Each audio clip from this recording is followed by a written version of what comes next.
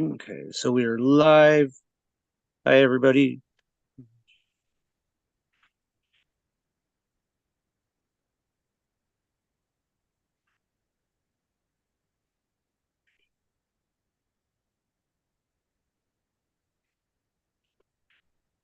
I'm just putting it out on Facebook.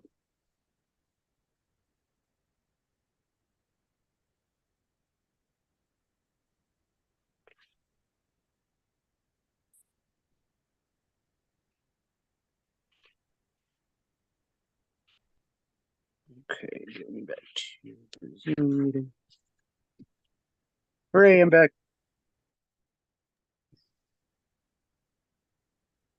Okay, all right. Thank you for being patient. Yeah, no Okay, problem. so I'm going to wave at my camera so I know where to cut my audio later. Welcome, everybody, back to the After Dark show. I'm Don Rogers, and this is our Halloween special because usually I'm on Fridays. But I wanted to do something tonight because I have a lot of questions, and I found the perfect person. And it was actually Canadian Spinja that found her through Phil Warder, who's actually been on my show as well. Uh, I came up with the idea that I want to talk to a witch on Halloween about witch stuff. And of course, Spinja being on her deep dive, she knew right where to point me, and I met the lovely Karena, the witch, that witch from The Witch's Inn. That's a mouthful to say. Karena is a practicing witch. Hold on, I'm just reading my notes. Who Yeah. provide coaching and healing sessions, as well as puts on workshops and helps people get unstuck with tarot readings that are powerful as fuck. So, uh, I quoted you on that part. So thank you so much for joining us tonight, Karina. Um, if you want to give everybody a quick hello and just Yeah, no problem. Hi, everyone. Thank you so much for being here. And Don, thank you so much for having me here and for just this like amazing network of people that have like streamed me in here. It's almost like magic, you know? It's almost like I cast a spell a while ago and here I am. No. Yeah, so I mean, you did a lovely job. The way that what I would expand on that is like the way that I kind of help people through like tarot readings and coaching and workshops is by allowing them to embody their inner witch, right? And so it's that element of self that really can be like ostracized in society. That's just like, no, let it be, like let it grow, and like that is the most powerful spell of all. So thank you so much for having me. I thank you. And I do agree. Like this is once you start to find the right people in the I don't I'll just say community because I don't like to put a label on it. Mhm. You really can find some wonderful, wonderful people in this community, and it is a great place to be. Like I fell ass backwards into it, as most people who watch my show know, and I couldn't be happier that I've discovered so many wonderful people. I agree. Yeah. Yeah. Um,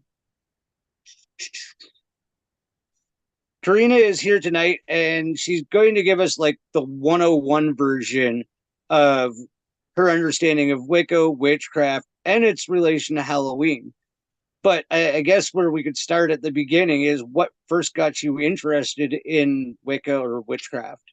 hmm So I am not Wiccan. I'm just a witch.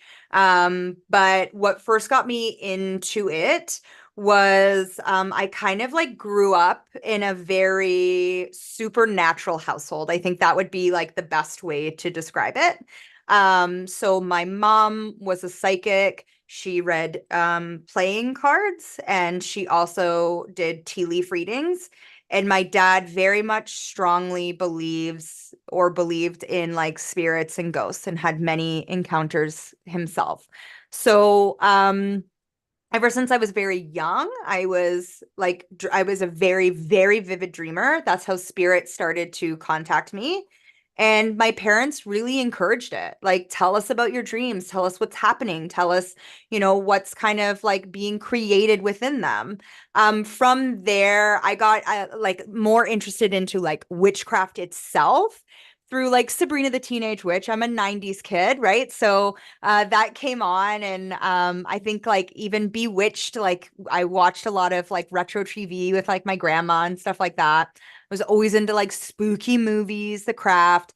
And so I don't know if you remember this, maybe some of your viewers might, but like in Ontario at the grocery checkout, there used to be astrology like rolls. And like I would be always like, can I get my astrology roll for this month? Or like when I would go to the library, I would like check out like books about dreams and like just different spells and stuff like that.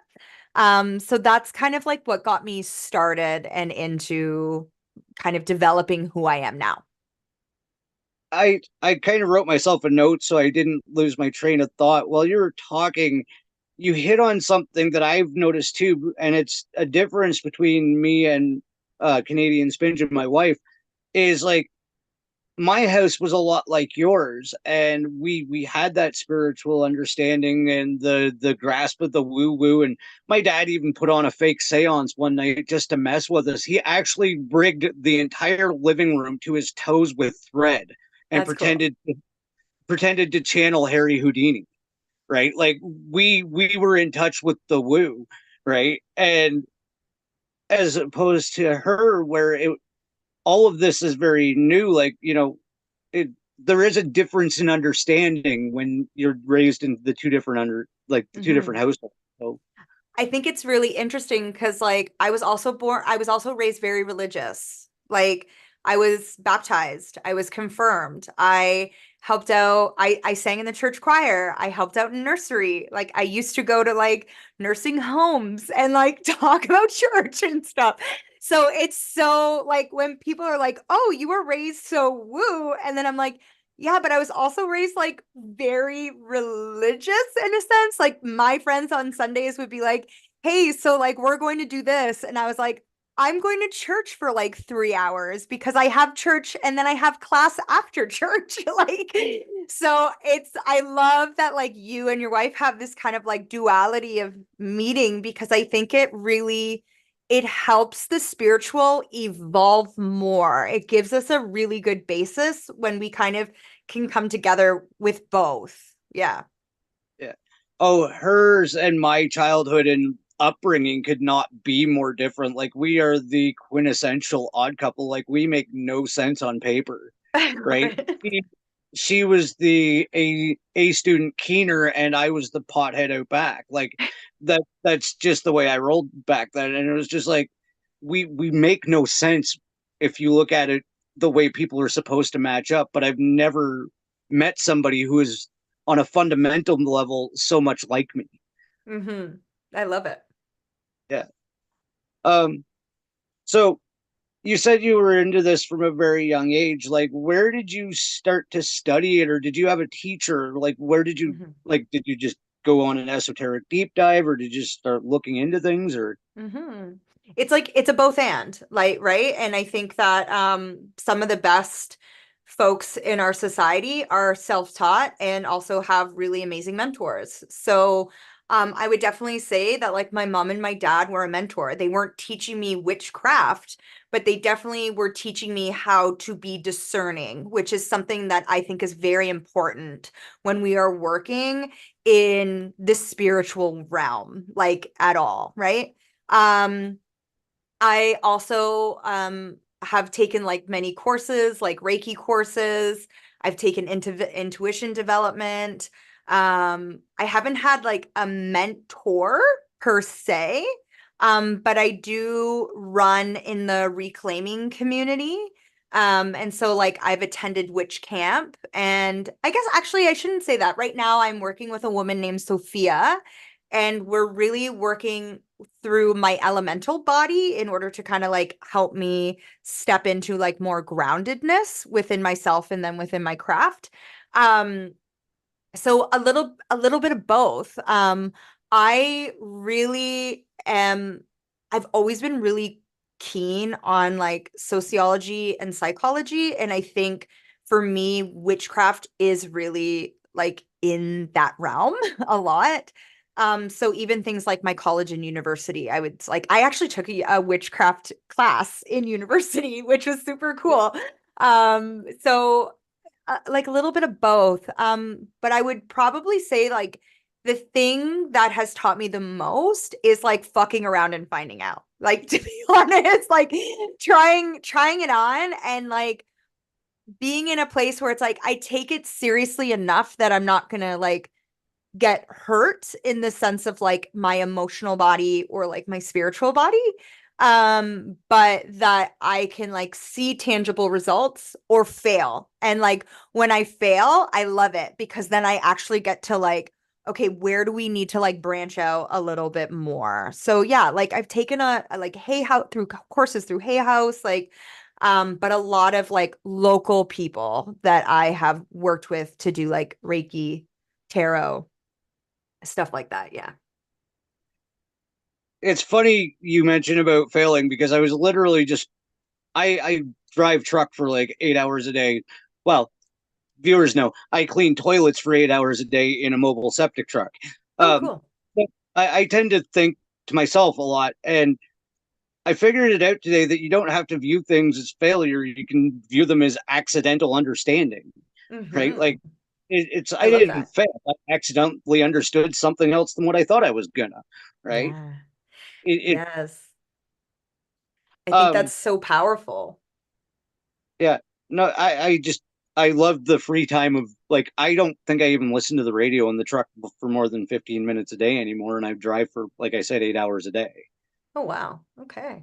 But you had mentioned right a few seconds ago intuition development. Is there like specific courses online you can look into, or is it a YouTube thing, or Hmm. like where would somebody go for that? Me, baby. No. So I do teach intuition development. So I do have a witch school that people can come to, and I teach them the basis of witchcraft. But the basis of that is intuition development and then expanding out through there. My mentor, her name was Lynn Nichols. She's now a psychic, like she just exclusively does like psychic medium stuff. But yeah, like I really think like YouTube, like it, like Googling YouTube, it's such a good free resource for folks. Like intuition development will definitely help with that, right? Like understanding what the different clairs are and going from there. For me, intuition development, when I'm teaching it, I teach it from the five senses so that you actually feel or actually know that it's something we all have intuitively. Like it's intuitive that you have the five senses.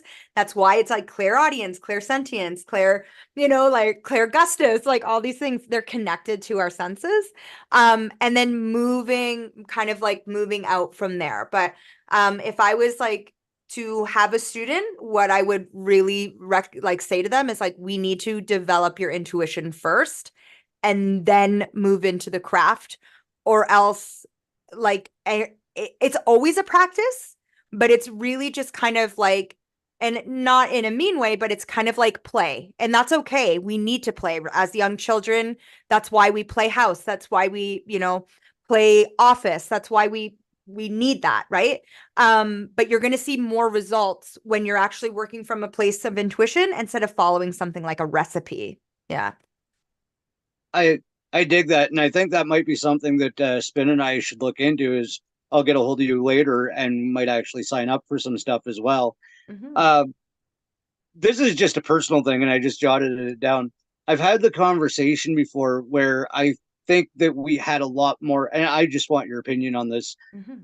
I think that we had a lot more senses than when we do now, and that would be like your clairs. And I think that those have been taken away from us, right? Hmm. I just want your personal opinion on this. I know this doesn't have much to do with the witchcraft stuff, but like, Yeah. do you think we actually used to have all of these clairs and they've just been kind of stripped away from us and we've been dumbed Hmm. down or in some manner? I don't know. No, yeah. So, we used to live in communities. And so the idea of being attuned to our community and its needs was a sense or a clair in itself, right? And so a community, although it might have had a hierarchical system, it didn't necessarily mean that someone was above someone else. It meant that like someone was there to kind of help keep law and order so that the community rule could kind of stay in place. As capitalism rose and we moved, sorry, now I'm getting on a tangent, and they moved us from what I would call front yard living to backyard living, right? Everything began closed off. The senses became less. And like later on, I'm sure we'll get into it, but it's this place where it's like we were no longer taught to come into self. It was, you don't know your body. You don't know what to feed yourself. You don't know what work you should be doing. You don't know how to raise your children. You don't know how to right? And so it's all these places where it's like, of course, I'm going to turn off my senses or I'm going to turn off my intuition because it has, I wouldn't say stripped. I would say at this point, it's like, it's been beaten out of us. And now there's a lot of us that are like, when you hear people say waking up and that they're going into 5D consciousness, this is just my belief. I don't think 5D consciousness is necessarily elevating up out of the body. What I think that means is actually tuning in more to the body and realizing, oh, I'm sovereign. I get to decide what I need to do in my life, what feels good for me. And when we can come into community, wow, those senses kick up a lot more because now we're not just having to hold this place of like, I'm good. A community saying like, you can fail and that's okay. We're going to hold you in that failure, right? It becomes so much stronger. It becomes so much powerful.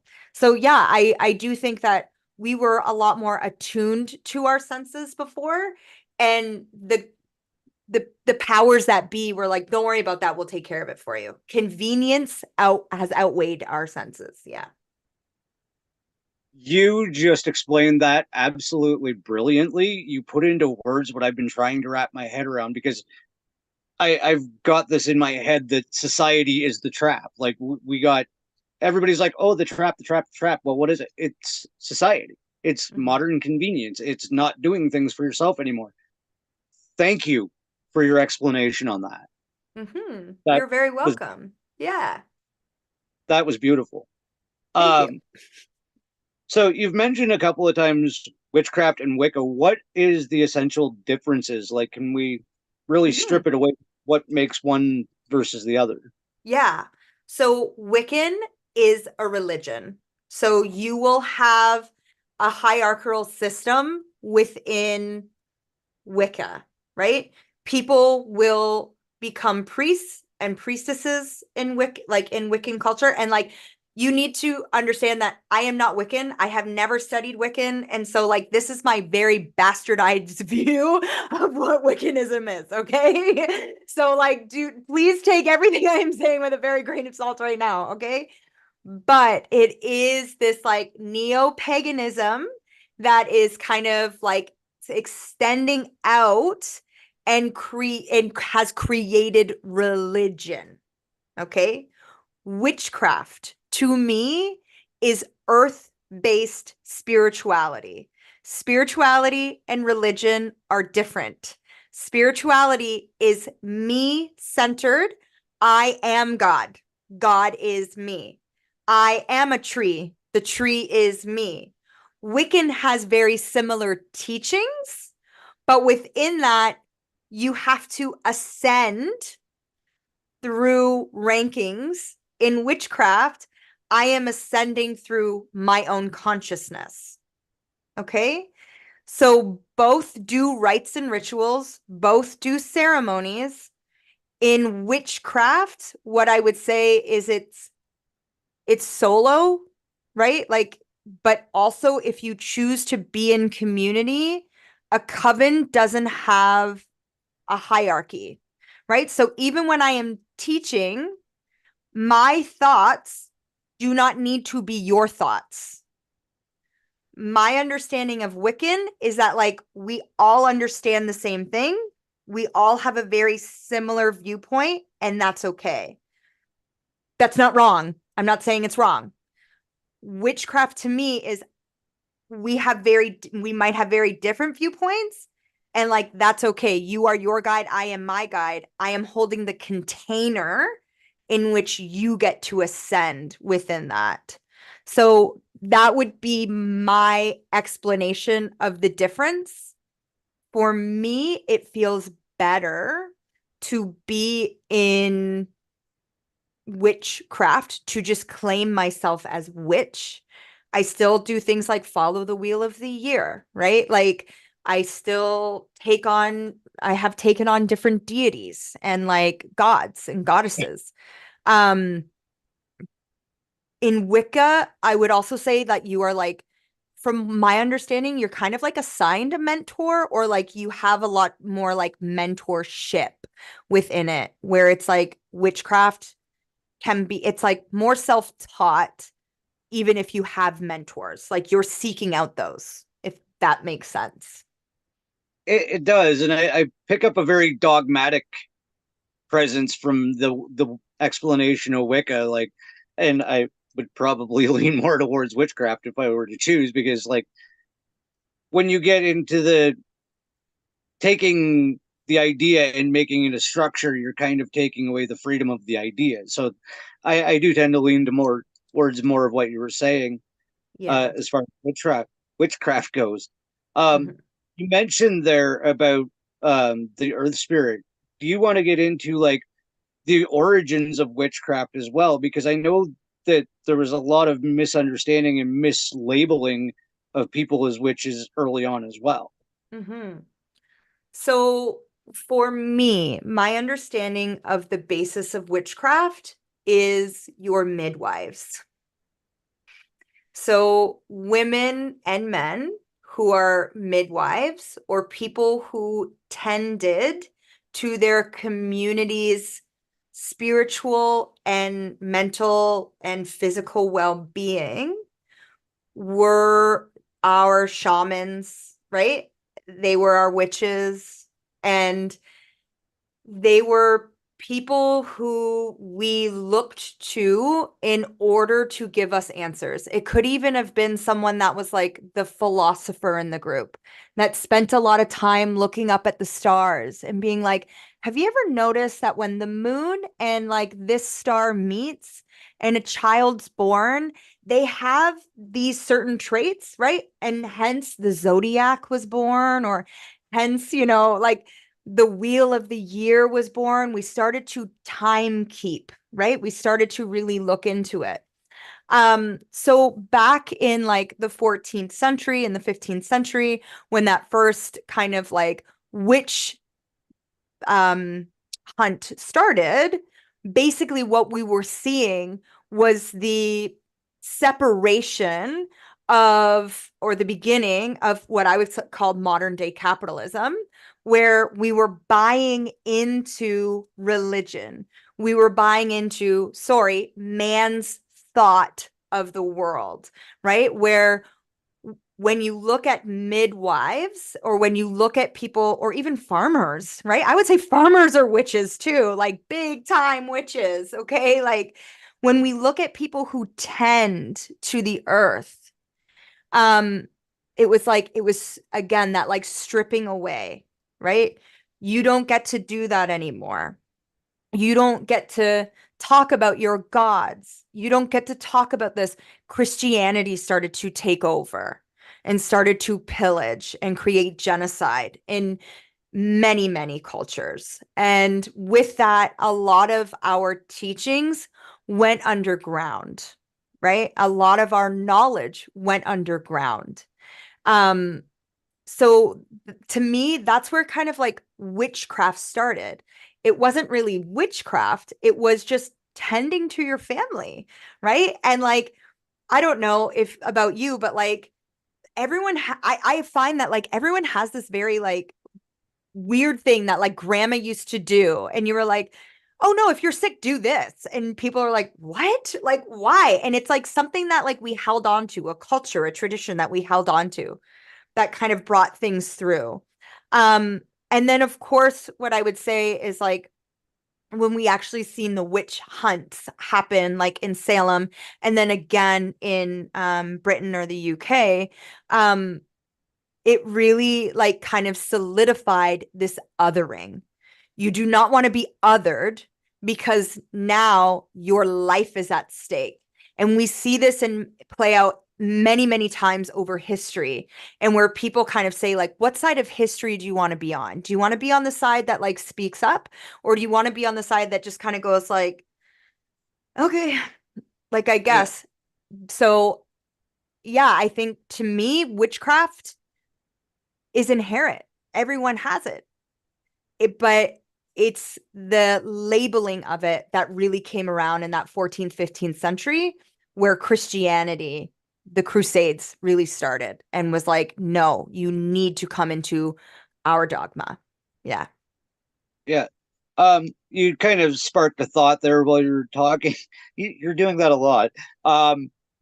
So I had also heard as well, like that was about the time where the Christianity came in and they were like, yeah, all this natural stuff is evil. And even I think it was Pan used to be like the god of spring or whatever, the deity of spring, and that's where we get the devil because of the horns and everything. So they demonized Pan because he was a natural Hmm. entity to represent spring, and you had to turn it into something evil so your religion could come in.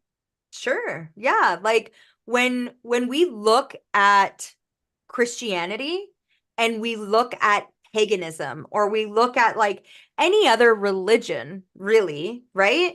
What you will see is that the basis of all of Christianity is based upon how farmers or how people worked the land and the deities in which they used in order to help work that land. So for me, right, spring, it's called Ostera. Sounds pretty similar to Easter, doesn't it? Not many people know this, but Easter is always falls the Sunday after the third full moon of the year. So that's why Easter changes. It's not the same date every year. It's based on the moon. Thank you. I actually asked that. I was like, wait, thank you.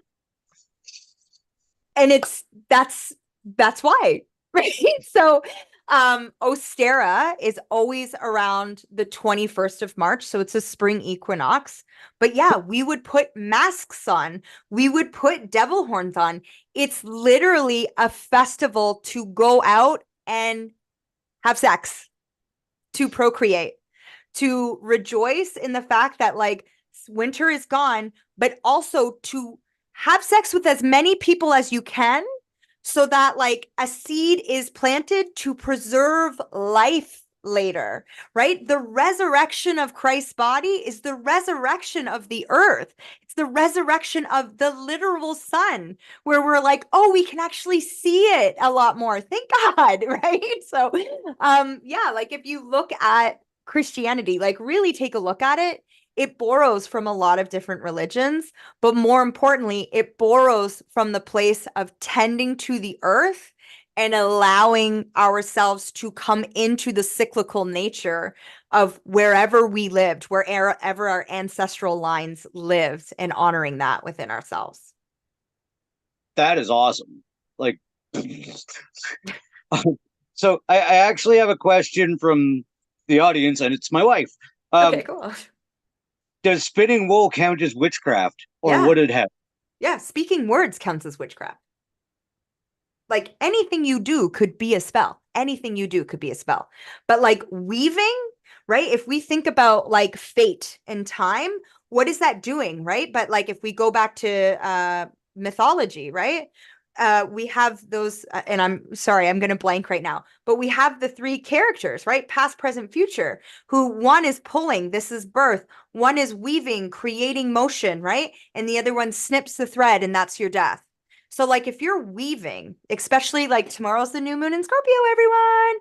But like if you're wanting to create and spin a new life, create new tapestry, create a new story in your life, weaving and just thinking about that over and over and over again. Wow, what a powerful, powerful spell you are doing. Absolutely. Yeah. My wife just had a nerdgasm somewhere.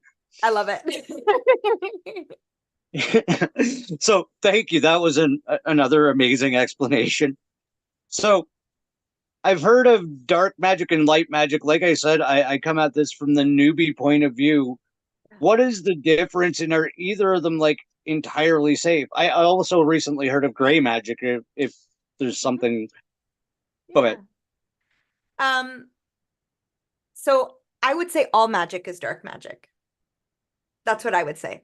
If you are if you are consciously, right, if you are intentionally looking at something, then when we look at something, we can't just see its light, we also have to see its shadow. Even just me, like looking at myself in this, right? Like I can see a shadow here, I can see that I'm lit up here, but I am not just one, right?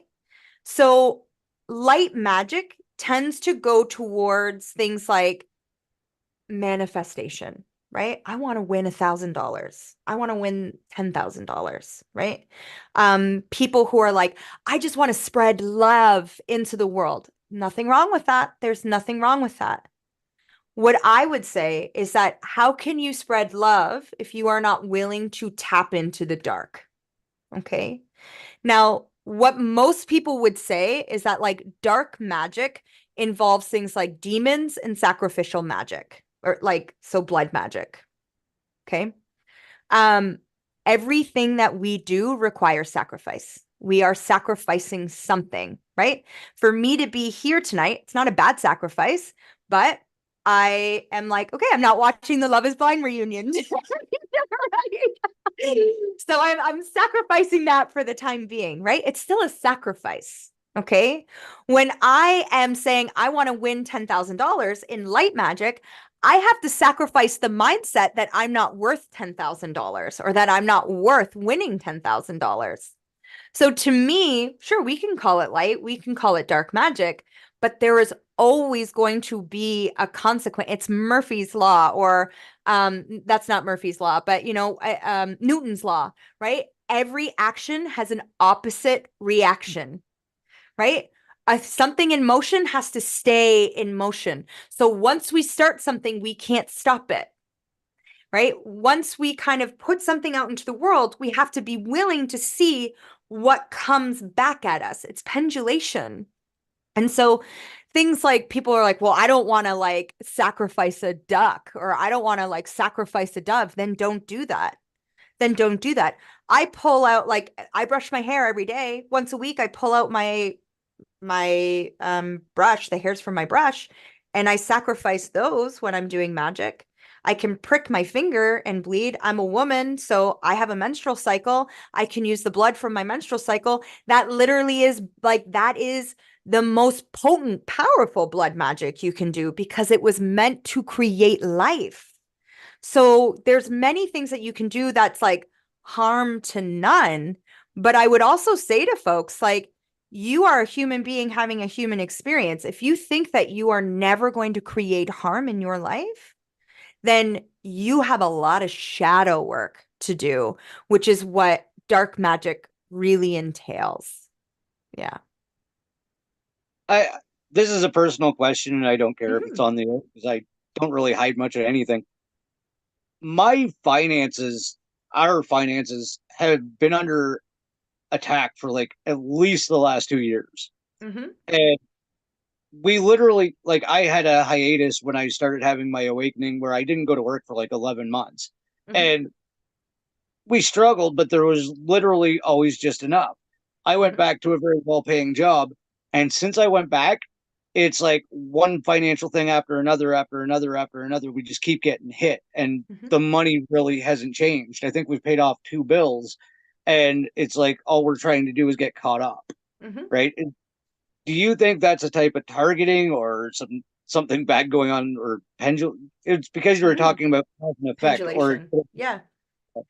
I do believe, like, I don't want to say that I don't believe in hexes. And I mean, if you tell people that you're doing well, there's going to be someone in a crowd that's like, fuck you, right? And like that could be a kind of hex. Okay. What I teach people is that more often than not, we hex ourselves because we, right, can't get out of like a mind loop. Our mind is so, so powerful. So, so powerful. Okay. So I'll give you a little story. 2 years ago, we decided to switch our internet. Okay. And we did it because it was going to save us like $700 a year, literally. And we were like, awesome. Yeah, like we'll take $700 a year. Within 2 weeks of switching it, we had a vet bill that was $700. Okay. So my immediate thought, because I had been doing this work for a little while, was my immediate thought was my human experience of like, great, yeah, we just get ahead and now we're going to be behind. But instead, what I started to think was, wow, if we didn't get that internet bill, we wouldn't have had that $700. So it's the pendulation now becomes in my control instead of the universe's control. I take empowerment. I take ownership of who I am and my experience. I don't leave my experience at the mercy of the universe or someone else, right? Now, that takes a lot of work and that takes a lot of like looking at, right? But when people come to me with money issues, what I always look at and ask is, how is your relationship with money?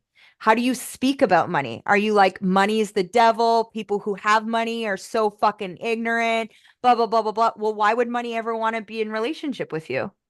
Right? If money is a frequency, if everything is and I'm not saying that that's your mindset, but like if everything's a frequency, how I speak to it is going to matter. And if I like spoke to my husband like that all the time, he'd be like, yeah, bye. I don't want this. Right. So when we start speaking to money in a way of like, again, with regards to that $700 vet bill, wow, thank you, money.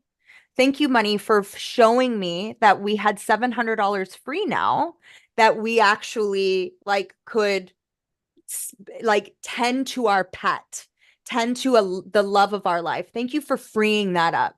You know what happened? My husband then got a bonus at work, and it was like for way more than what we spent. And it was like, oh, shit. So I'm going to give everyone a little bit of a spell work here. Okay. You can go on Canva, create a check for yourself. Okay. Print out, or if you still get checks from your bank and you don't mind spending $30 on a booklet of checks, do that. Okay.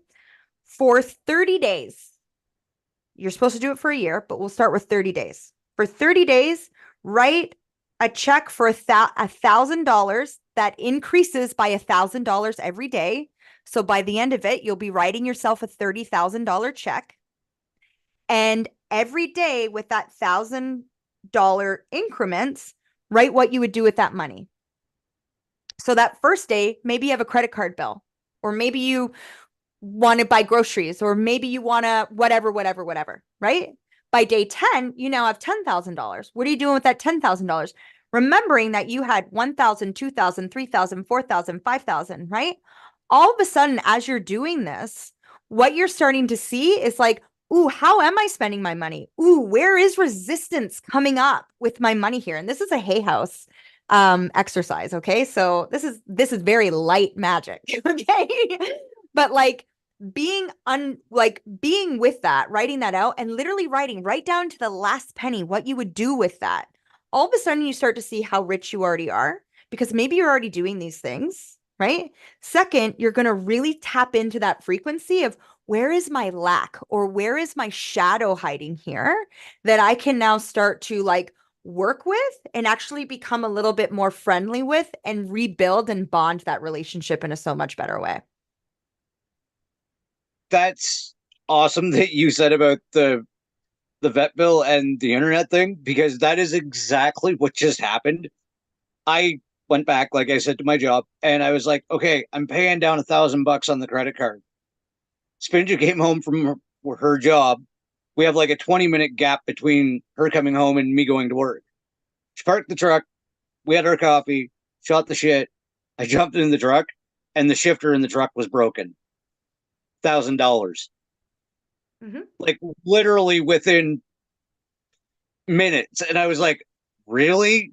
But the fact that you said it's pendulous and there is something on the other side, it's changing my mindset. So I am thanking you for that, because before the show, I was so pissed. Like, this is literally just in the process of happening, right? Okay, yeah, yeah.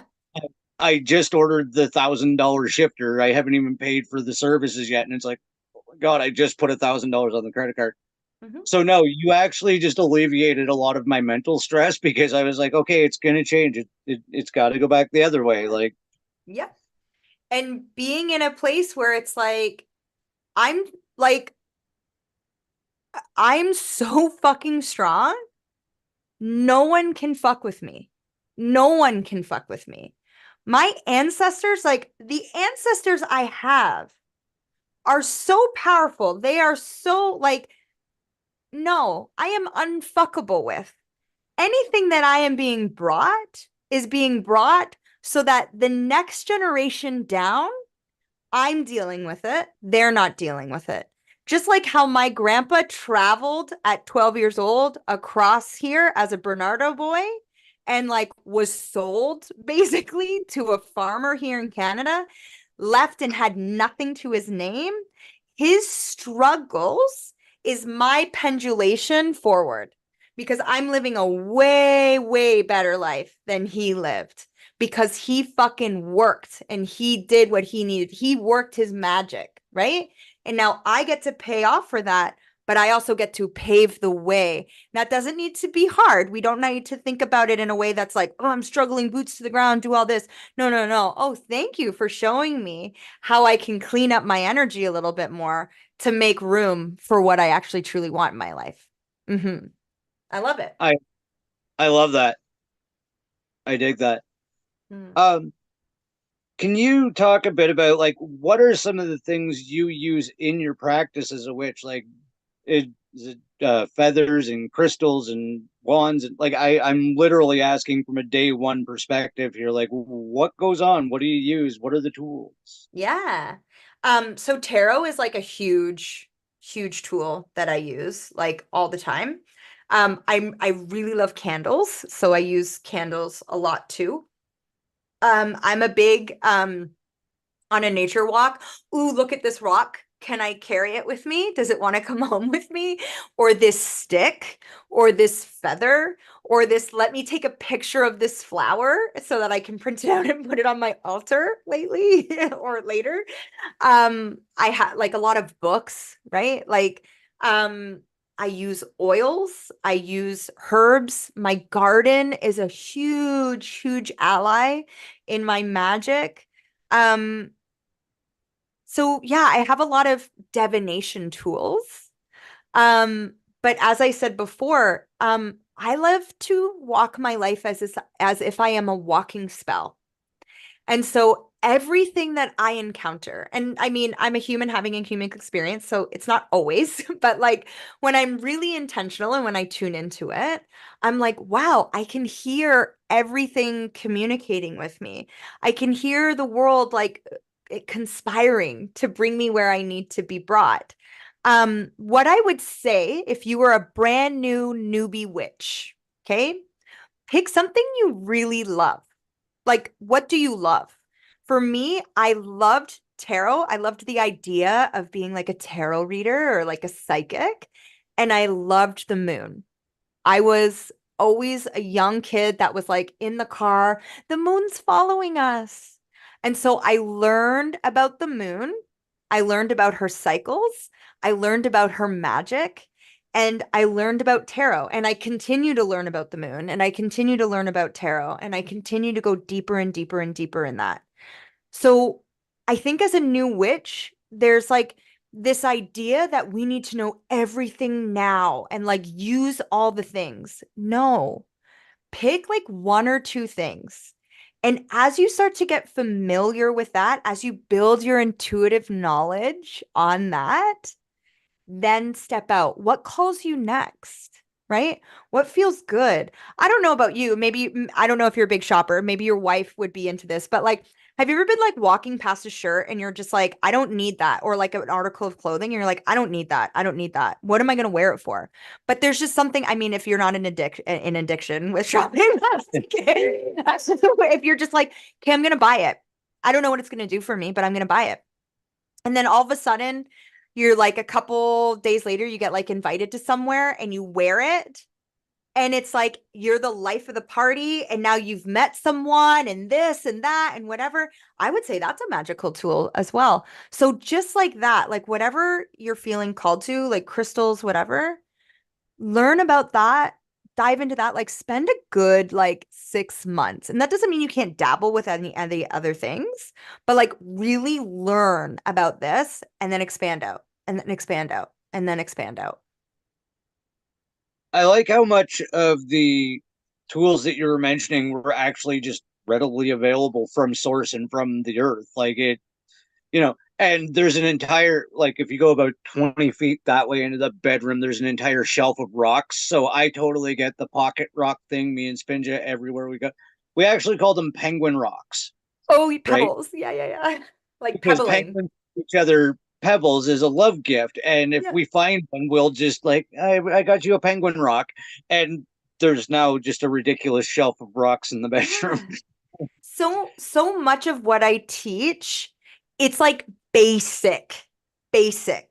So when I'm teaching people, they're like, "Well, what color candle should I use? What color candle do you have?" Right? Like, we don't need to go broke because our ancestors didn't go broke doing witchcraft. They literally were like, a baby's coming. Okay, here's what I need, right? Like, birth is a ritual, it's a ceremony. Marriage is a ritual, it's a ceremony. Death is a ritual, it's a ceremony. Do you think they went to some store and, like, sure, they might have gone to a butcher or something like that and was like, I need this kind of beef, I need this kind of stuff, but it was all from the land. It wasn't going, and I shop at metaphysical shops. I love them. Okay. And that's not what I'm saying. But like brewing a cup of tea in the morning, this is literally how I started working with intention, is that I would brew my cup of tea or coffee in the morning. And I still do this to this day, put a little bit of cinnamon in it because cinnamon is fire. Cinnamon adds passion. Okay. And I would speak out loud my intentions for the day. And then I would drink my intentions and go forward for that. Literally, brushing your teeth in the morning could be a spell. Witchcraft doesn't need to be expensive. Witchcraft doesn't need to be aesthetically pleasing. Witchcraft is allowing yourself to feel magical and powerful and reclaim all those parts of our ancestral line that like we feel we need to pick up and move with. Yeah. I I get that, and it's something I've kind of tossed around a couple of times too. And I just want to get your take on this. Do you think it's like the frequency or energy that we actually project in a large part that creates our reality, like our own existence? Like Mhm. a lot of people don't get that we project energy. Like I can't remember what the number is. I think it's like 0.005 watts per cell of our body. Like we produce energy, and when those change, they have to affect the reality around us, I would think. Mhm. So, like, think about your body when it's in pain. It throbs, it moves. Like, you can feel it. Like, if you have a cut on your hand, right? And it's like even the slightest bit infected, if you were to go over top of it, you could feel heat. So, if I started talking to it and being like, hey, you're okay, you're cool. I'm gonna like, we're healing, we're this. You'll notice it generally slow down. When you're joyful, I don't know about you, but I can feel it in my chest, right? Even now, talking and being passionate, I can feel it all over here. So, as I said earlier, our mind is super powerful. When we are in alignment, right? Using that like light magic term, when we are in alignment, we feel it. It feels good. It's our past experiences that go, whoop, hey, remember last time something went good and then the other shoe dropped, right? It's us being what we would call in psychology, the wise adult and being like, yeah, but I'm in control. And so even when something goes bad, because we're having a human experience, even when something goes bad, that's okay. I'm going to be okay because I'm okay. I've lived through all the bad shit. I'm here. I'm here. So, yeah, I would 100% that like our state of mind, our thoughts about our reality shape our reality. I'll I use this example all the time where in the tarot deck there's this card called the Tower. And when the Tower comes up, depending on the reading, I'll be like, be careful what you wish for. Because if you keep saying to the universe, I hate my job, I hate my job, I hate my job, I hate my job, but you're taking no action, the universe is going to go, okay, I guess you don't need a job. So you're going to lose your job. And now you're like, well, now I don't have a job and see everything's falling apart. Da, da, da. Right. But you asked the universe for that. You manifested that. You spoke that into existence. So instead, saying things like, I don't like my job, but here's what I'm doing about it. Right? Here's how I'm applying for other jobs. I don't like my job and I don't want to do anything about it right now. I don't want to do anything about it right now. Okay. Then we're not going to do anything about it, right? So yes, we are so powerful. We are so powerful. Yeah. I totally agree with that. Like that's kind of the rabbit hole my head's been down lately is like just this whole energetic projection and manifestation, and like that's another reason that I really wanted to talk to you, because I know this ties into that very closely, because a lot of witchcraft is energy and, you know, manifestation. So Yeah. um I guess we could get into how, in your opinion or from what you know, did it did witchcraft get so closely associated with Halloween? And by the way, how were your niece and nephew?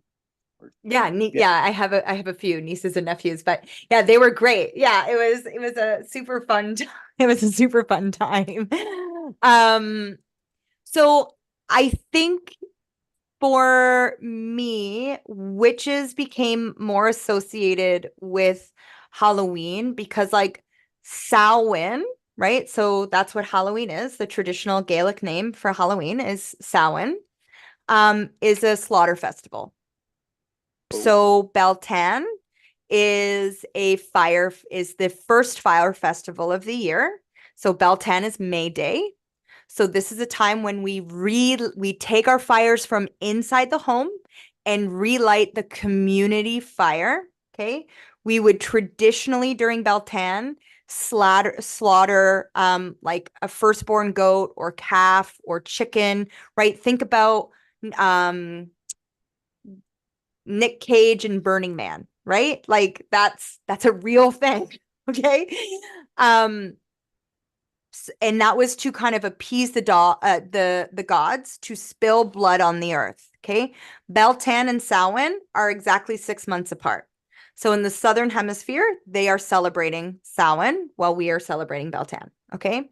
Now, Samhain is a time when we would literally slaughter the majority of our livestock in order to preserve life through winter. And so, what is the rhetoric that like witches kind of have is that like we slaughter, right? We take people's lives. We care more about ourselves than we do community. And that's why we're seen as like charlatans, right? That's why, like, that's how the church sold it. And so for me, Samhain and witchcraft became synonymous because we don't modern industry, we don't need to do that anymore. Farmers do that all the time. Like we have a constant stream of meat, right? We have a constant stream of whatever. But it is this place of like um kind of evil, right? If you came across a tribe that was like, oh, it's like right after that last full moon of it's the 10th full moon of the month or the year or whatever. We gotta start slaughtering all this stuff. You'd probably be like, what the fuck is happening right now? Like, why is there all this blood everywhere? Why is there all these animals being hung and strung and like whatever, right? Like people literally like painting themselves in blood and like doing dances and stuff, right? Like really getting like into their body, building that frequency, right?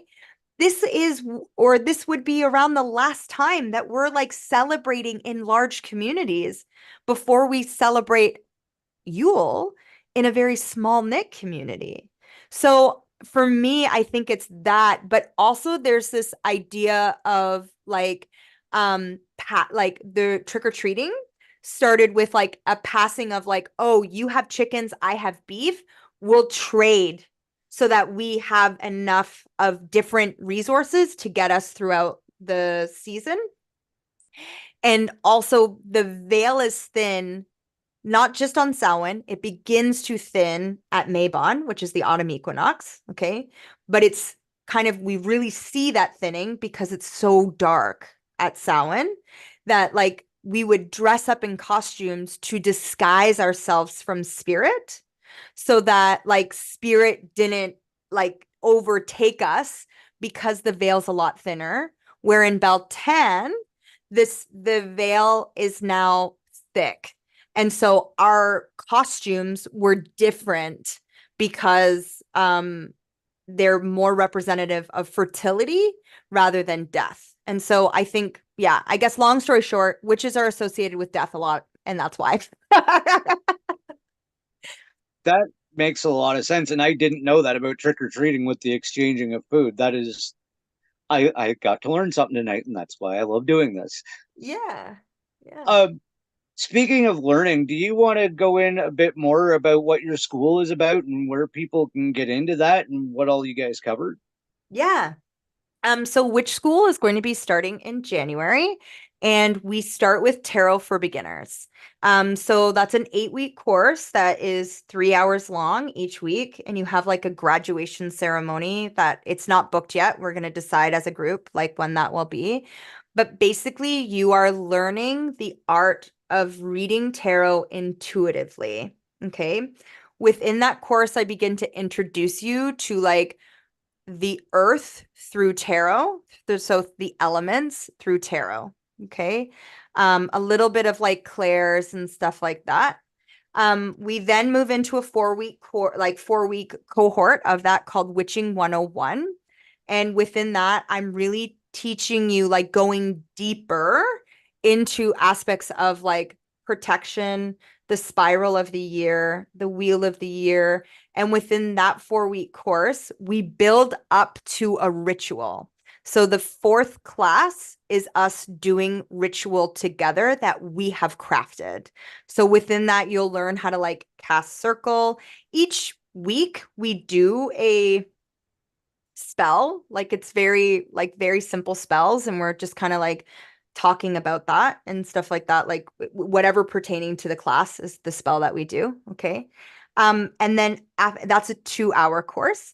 And then the next 4 weeks is Witching 102, and that's really more of a kind of seminar kind of course where it's called The Elements in You. And so within that class, we really dive into elemental magic as it pertains to you.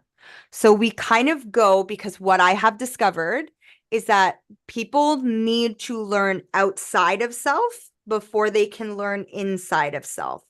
And it is because we are taught outside in, convenience then us, right? And so that's why I start with tarot for beginners and move through the teachings in that way. Um, in Witching 102, every single time we meet, we call it a ritual. We're opening circle, we're casting circle. But it is more seminar type of based where like I'm kind of teaching and then we're exploring those teachings and thoughts so that we can come into consciousness of self. So it's really fun. You can find it on my website. Send me an email. But my website is thewitchesin.com. INN, because it's like in like a house. And go down to tab Witch School. But on my website, you can also find like shoot Karena an email. You can send me an email, find me on Facebook, Instagram under that witch Karena. It is $77. So not $77, it's $777. But you're getting a lot. Like this is like 16 weeks of like learning, and you also have the opportunity to kind of like shoot me a message and be like, hey, I'm having trouble with this class. Like, can we talk about it for a little bit and stuff like that. But also having like other people in the class to learn from and grow from. So, yeah, it's pretty cool.